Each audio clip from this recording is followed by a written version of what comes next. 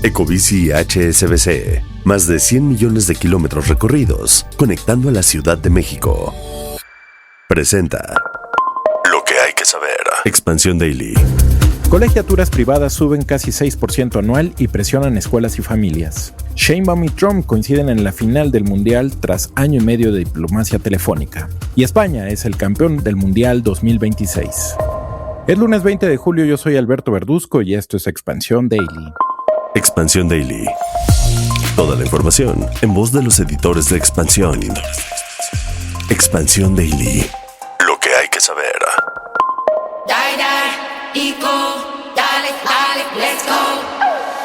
Te saludo con mucho gusto, gracias por acompañarnos y disfrutar un episodio más de Expansión Daily. Suscríbete y comparte este podcast para que más gente esté bien informada.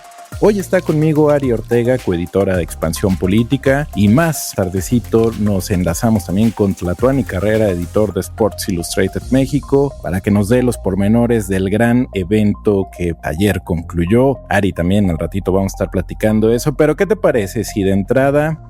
Hemos hablado aquí mucho del tema de la inflación, que si ha estado fuera de rango, que si de alguna manera se ha desinflado, que no está presionando tanto, pero quienes sí nos han salvado del tema de alzas de precios son las colegiaturas privadas. En los últimos años han subido de una manera persistente, casi 6%, y esto está presionando a escuelas y familias. Ari, un mal momento para que los precios, yo sé que nunca está bien que los precios estén altos, pero un mal momento en el que tampoco las condiciones económicas ayudan para sortear un tema tan fundamental como la educación. Exacto, Beto, pues es que estamos hablando de educación. La educación es la base de todo. Bueno, eso es lo que yo considero, y pues el hecho de que los precios afecten ya los bolsillos de los mexicanos, de las familias, pues eso tiene un gran impacto ahorita, y pues también yo creo que se verá un poco en el futuro, ¿no? Porque pues ahorita México está viviendo esta presión de precios que es un reto para las familias, porque los servicios educativos pasaron de 1.1% anual en junio de 2021, un año después de pandemia, y fueron avanzando 3.3 en junio de 2022, 4.9 en junio de 2023, y ahorita pues ya está creciendo en un ritmo de 6% anual.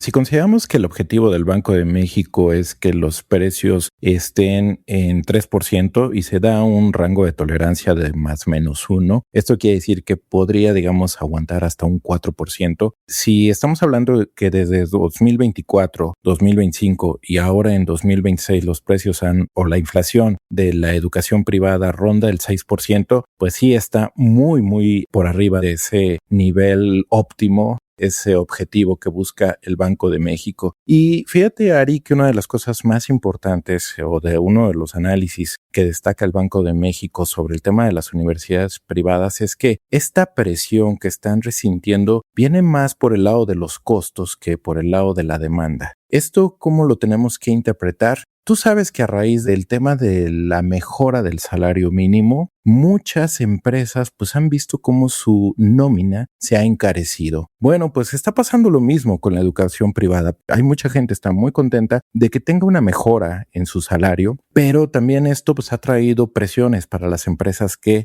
han visto cómo su nómina se ha engrosado. Y es el caso también de las escuelas. Esto quiere decir que profesores, pero también gente que está pues alrededor de las actividades escolares, ha visto estos incrementos de sueldo, pero para la escuela, que al final de cuentas una escuela privada pues no deja de ser un negocio también, Ari, pues se les ha encarecido, y esto pues obviamente ha llevado a que las colegiaturas hayan tenido ese incremento que estamos mencionando. Sí, Beto, ya decías tú, el asunto de la nómina es lo que está absorbiendo un poco más este gasto, y es que de 100 pesos más o menos que gasta una institución en educación superior para operar, 55 de esos 100 pesos pues se van a los sueldos exactamente.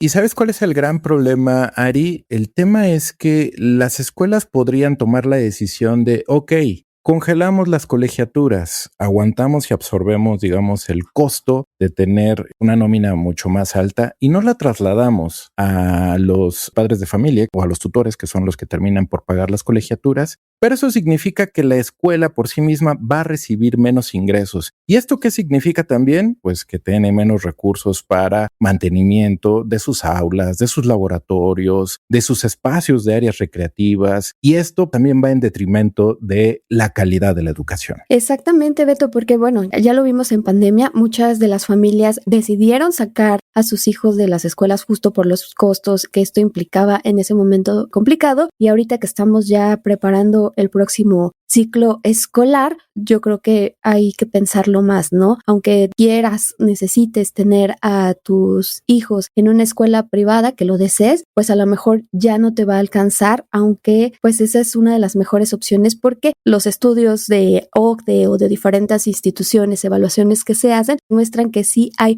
un avance mayor para los estudiantes en estas universidades y en estas escuelas privadas. Pues una serie de temas relacionados con la educación muy importante porque, una educación cara debería preocuparnos a todos. Si las familias tienen que recortar otros gastos para pagar una colegiatura y al mismo tiempo las escuelas tienen que reducir la inversión para sobrevivir, lo que estamos viendo es que el futuro de la educación termina perdiendo por ambos lados.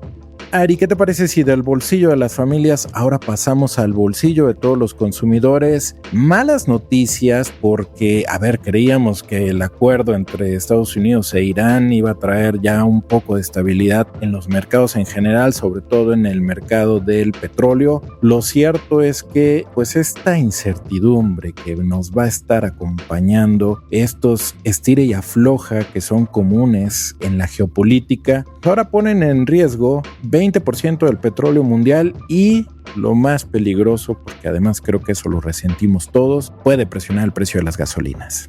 Se encarece todo, Beto, ya lo vimos la vez pasada y ahorita con esta reactivación del conflicto entre Estados Unidos e Irán, otra vez podemos ver esta presión porque este estrecho de Hormuz, donde circula una quinta parte del crudo mundial y que esté en medio del conflicto, eso encarece los trayectos porque pueden ser más largos y costosos, y como bien lo decías también, se puede ver en las gasolinas, ¿no? Aquí el gobierno de México, antes del conflicto, cuando estaba en su apogeo, tuvo que hacer algunas ayudas, unos apoyos, y yo creo que ahorita, si esta situación vuelve o continúa, va a tener que hacer otro tipo de apoyos para los bolsillos de los mexicanos. Que aquí tenemos la ventaja de que existe un pacto que topa el precio de la gasolina magna, que es la gasolina que más se consume en el país. Mientras ese pacto exista, digamos que los consumidores estamos algo blindados. El problema pasa a lo mejor por las gasolinas premium, que además de todo son las menos contaminantes dentro del grupo de los combustibles que se ofrecen en México. No están topados, aunque el gobierno luego suele entrar con el tema de los subsidios o los estímulos que tú comentabas. Ahora, el gran problema es que esto pues tiene un costo. Por un lado, los estímulos tienen un costo que tendrá que cargar o que van a cargo del erario, de las finanzas públicas. Y el otro tema, a quien también le cuesta el tener topadas los precios de las gasolinas, es a los empresarios gasolineros, que obviamente se les recorta, se les reduce el margen de maniobra y luego por ahí suceden algunas distorsiones de mercado que también pudieran afectar a los consumidores, llámese con combustible adulterado o que haya escasez del combustible, en fin, suelen surgir algunos otros problemas. Lo cierto es que pues esperamos que este tema del conflicto, digamos, a pesar de que hubiera un acuerdo de paz, el tema de los precios del petróleo iban a tardar en estabilizarse, por lo menos antes de cuando fue el conflicto, pues lo cierto es que no le beneficia nada que sigamos otra vez en un periodo de tanta incertidumbre.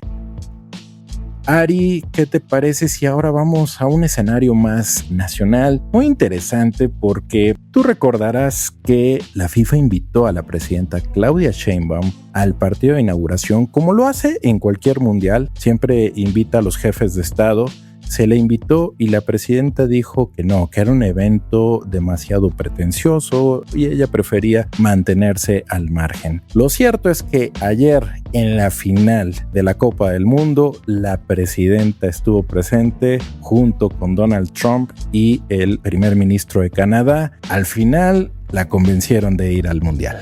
La convencieron y además fue una sorpresa, Beto, porque el viernes yo creo que nadie se esperaba el anuncio en su gira que estaba en Quintana Roo. De repente, ante medios de comunicación, dice que había aceptado la invitación de Donald Trump para ir a este evento mundialista. ¿Y qué sucede en este momento? Pues que ahorita hay mucha tensión con el gobierno de Estados Unidos, ¿no? Hay este tema de las versiones contradictorias que hay con el caso de El Mayo, de que si el piloto estaba aquí en México, que si lo entregaron a Estados Unidos sin saber quién era, que si Estados Unidos está mintiendo en la información que le está dando a México sobre este caso. También están las acusaciones que hizo el Departamento de Justicia a políticos mexicanos, como es el gobernador con licencia de Sinaloa, Rubén Rocha. Y hay otra serie de críticas y de dimes y diretes, por ejemplo, también por las agencias, ¿no? La participación de las agencias de Estados Unidos en México, que la presidenta pues acusa que es violatorio a la soberanía nacional, ¿no? Entonces, en medio de todos estos temas políticos, sabemos que había una Copa del Mundo que se estaba disputando, que había 3 países anfitriones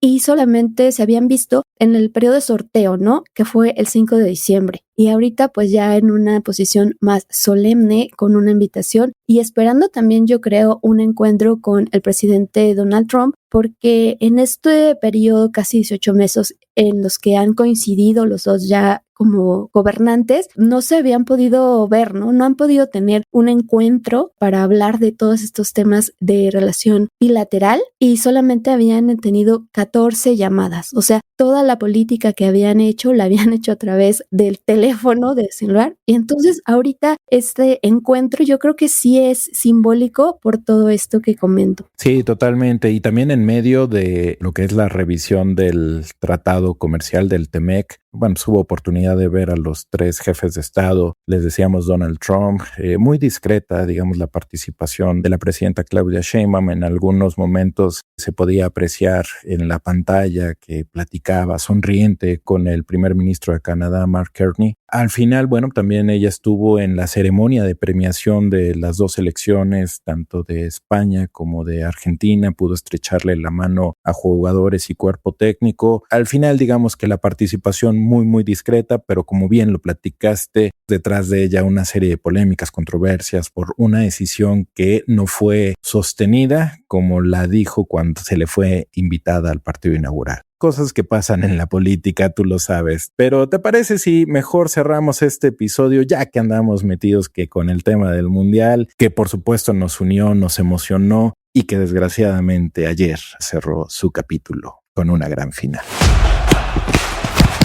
Al toque de Sports Illustrated México. Saludo con mucho gusto a nuestro editor en jefe de Sports Illustrated México, Tlatuani Carrera, desde Nueva York. Gran final de mundial con un muy digno campeón y muchas historias que deja este evento 2026. Tlatuani, tenemos nuevo campeón mundial. Tenemos nuevo campeón, Beto, Ari, les mando un fuerte abrazo. Estamos viendo una especie de déjà vu de lo que sucedió hace 16 años. Hablaron tantas veces de las coincidencias que tenía este mundial para España y ya empezaba a parecer repetitivo, ¿no? Porque decían, bueno, al igual que pasó en Sudáfrica cuando fueron campeones del mundo, el campeonato mundial empezaba el 11 de junio, el partido inaugural de aquella época también fue Sudáfrica-México, como sucedió esta vez. También cantó Shakira. Y después empezaron a suceder más coincidencias. España estaba en el grupo H, no ganó su primer partido. Después tuvo que enfrentar como tercer rival a un equipo dirigido por Marcelo Bielsa. Y ya parecía broma todo eso. Sin embargo, ver el trámite de ese partido, de cómo llegó a la final España, cómo empezaron a suceder las cosas. De nuevo vemos el tiki-taka, vemos cómo amarra a un rival como Argentina, al que le quitó el balón. Se tiene que ir a tiempos extras como aquella vez.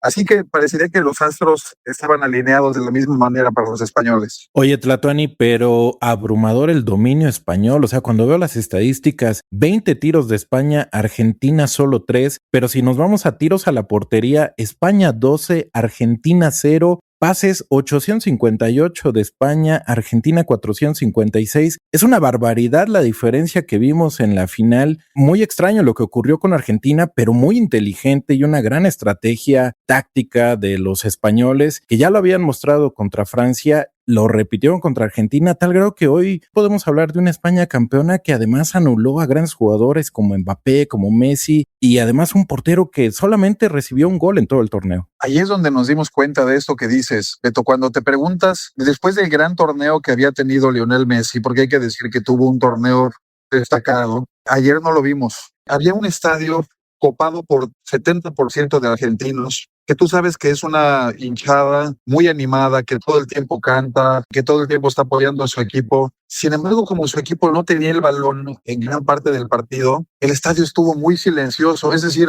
no fueron esos aficionados que estamos acostumbrados a escucharlos siempre, porque su ídolo Lionel Messi no pudo hacer ni una jugada de peligro, porque es cierto, cuando uno recuerda, no hubo un solo lance de Unai Simón, una situación complicada para él. Argentina tiró por primera vez a gol hasta los tiempos extras, ¿no? Porque estos 3 tiros que dices bien tú, fueron en los tiempos extras, en el tiempo regular no tuvo ninguno, fueron 20 tiros de España por 0 tiros de Argentina. Ahí está el dominio, y lo habíamos visto con Francia también, ¿no? Porque también anularon a Kylian Mbappé. ¿Y cómo lo hicieron? Quitándoles el balón. Sí, totalmente. Un digno campeón. Oye, Ari, ¿nos quieres recordar cómo fue el camino del campeón? Porque cuando ves los partidos, cómo dominó, pero de verdad de pe a pa a cada rival, salvo el primer juego contra Cabo Verde, los demás creo que los resolvió de una manera relativamente sencilla. Creo que sí, creo que su camino de España fue bastante recto, ¿no? O sea, como que no vimos alguna mayor dificultad. Incluso con Cabo Verde sí fue una sorpresa porque nadie esperaba ese resultado con Cabo Verde, que era una selección que apenas estaba estrenando y que se ganó el corazón de todos aquí y bueno, y en muchos lados yo creo. Pero bueno, pues España fue avanzando contra Arabia con un 4-0, contra Uruguay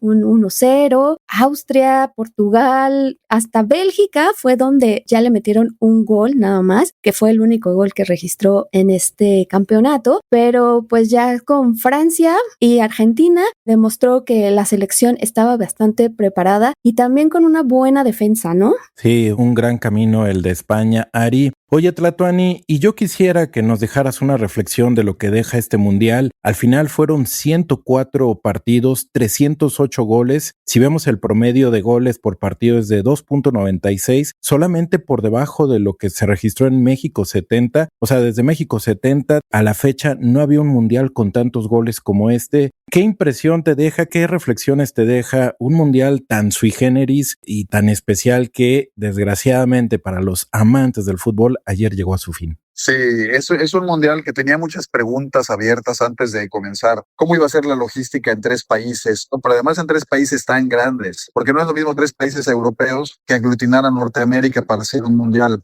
Se preguntaba también, sin embargo, quedó bien la organización, funcionó, no hubo reportes más allá logísticos ni técnicos. También se hablaba de todas las dudas que generaba tener un mundial con 48 países y cuál iba a ser la calidad. Creo que ahí se deriva un poco también la cantidad de goles. Sin embargo, creo que el balance es bueno, es positivo para la FIFA porque hay casos, ahorita que hablaba Ari de Cabo Verde, por ejemplo, hay casos que legitiman el Mundial de 48 países porque lo vuelves más abierto, más democrático a nivel mundial y hay equipos que pueden dar ese tipo de sorpresas, aunque hubo equipos que claramente tampoco dieron lo que esperábamos como el nivel de un mundial, pero creo que la FIFA presumirá este mundial de 48, este mundial con 104 partidos, que llegó como un tsunami, nos revolcó y hoy nos abandona, ¿no? Nos deja llenos de historias, nos deja llenos de goles y con un campeón indiscutible como España, porque nadie podrá rebatir que no fue el mejor equipo y nos lo demostró en sus últimos 2 partidos. Ahí creo que nos muestra su verdadera calidad. Sí, gran torneo. Al final creo que muchos nos quedamos con un muy buen sabor de boca. Algunos datos adicionales, el campeón goleador de este mundial, Kylian Mbappé, con 10 goles. Vaya partido por el tercer lugar porque fue un juego de 10 goles. Yo pensé que estábamos en 1950 y algo porque un marcador de 6-4 es rarísimo en estos tiempos. El jugador con más asistencias, Michael Olise con 7. El mejor jugador joven, Pau Cubarsí. El guante de oro, Unai Simón. Y el balón de oro con Rodrigo. En fin, una serie de récords que se dieron. Cristiano Ronaldo como el único jugador en anotar en 6 mundiales distintos. Boziña, que llegó con unos cuantos seguidores en Instagram y se va con 29.4 millones de seguidores. Hasta esos datos nos regaló este mundial. Tlatuani, muchísimas gracias, gran cobertura de nuestro sitio hermano Sports Illustrated México. Por supuesto que fue la cobertura del Mundial, pero ustedes van a seguir informando porque el mundo del deporte va a continuar. Así es, mi querido Beto, y aprovecho aquí la tribuna del Daily para agradecer a todo Grupo Expansión, a todos ustedes por el gran apoyo en sus páginas, en todas las plataformas, y bueno, que venga un nuevo Mundial. Eso es lo que nos pasa siempre, terminamos extrañándolos y ya queremos que sea los próximos 4 años. Así es, correcto, Tlatuani. Seguramente tú también sientes eso, ¿verdad, Ari? Claro, además se pasan súper rápido, ¿no? Decíamos 11 de junio, todavía falta, y ahorita ya 19 de julio se acabó, que nos queda esperar estos rápidos 4 años para el próximo Mundial. Así es, y así como se acabó el Mundial, pues este episodio también llegó a su fin. Muchísimas gracias, Tlatuani, muchísimas gracias, Ari. Ya saben, queridos podescuchas, que toda la información sobre estos y otros temas están disponibles en expansión.mx. Leemos sus comentarios en las redes sociales de Expansión, @expansiónmx. Nos escuchamos mañana. Expansión Daily. Lo que hay que saber de lunes a viernes a las 6 de la mañana. Expansión Daily, un podcast de Expansión. Este episodio llega a ti gracias a rss.com, el podcasting hecho simple. Ecobici HSBC, más de 100 millones de kilómetros recorridos conectando a la Ciudad de México. Presentó.